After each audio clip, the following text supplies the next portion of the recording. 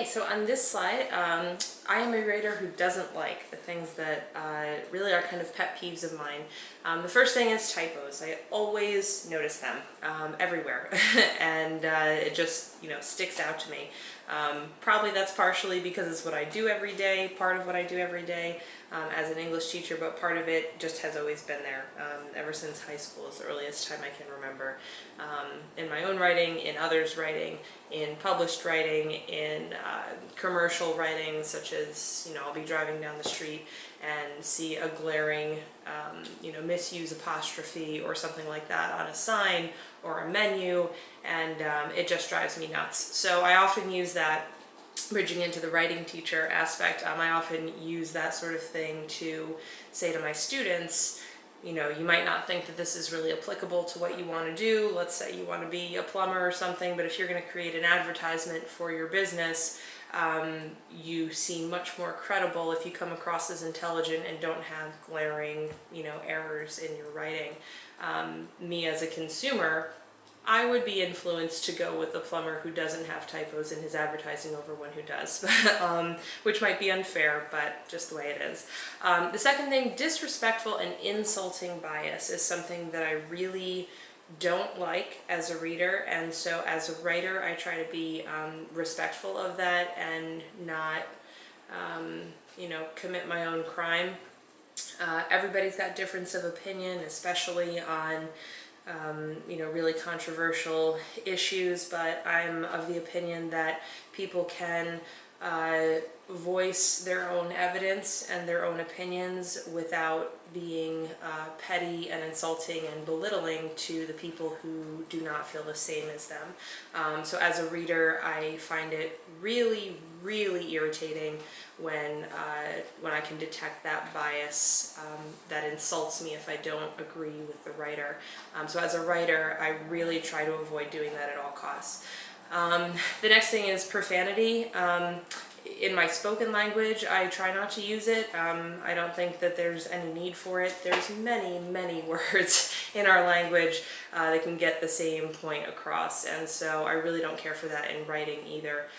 It's not necessary as a writer, I don't appreciate it as a reader either. Not over the top anyway. Every once in a while something is okay, but if it really sort of goes overboard, it just turns me off.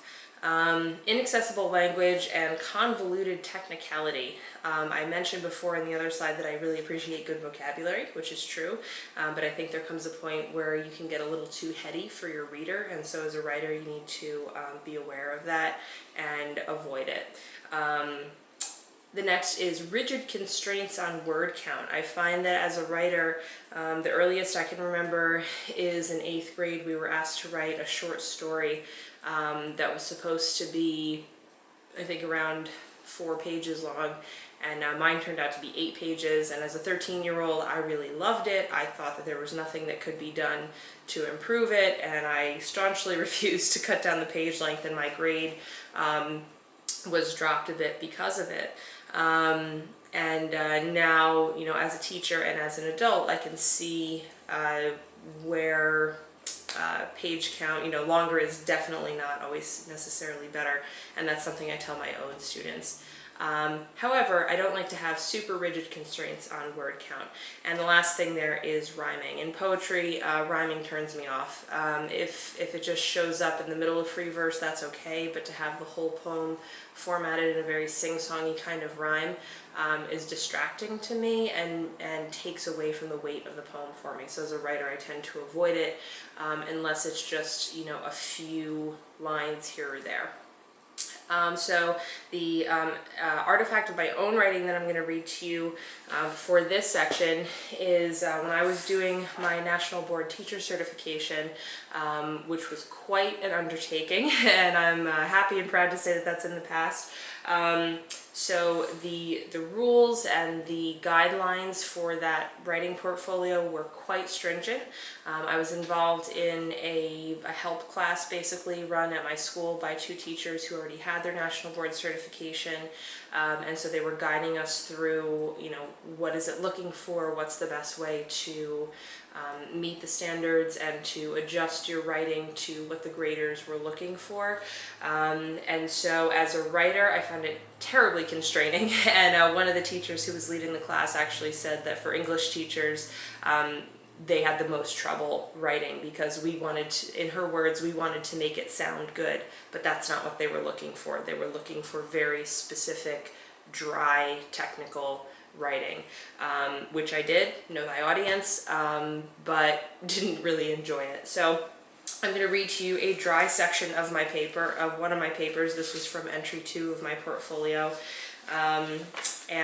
This was, entry 2 was a video clip of a whole group lesson, and then we had to do a description of the whole group lesson and focus in on certain parts of it. So a large portion of this focuses on just describing the class and the atmosphere to the reader, and sort of setting up the context.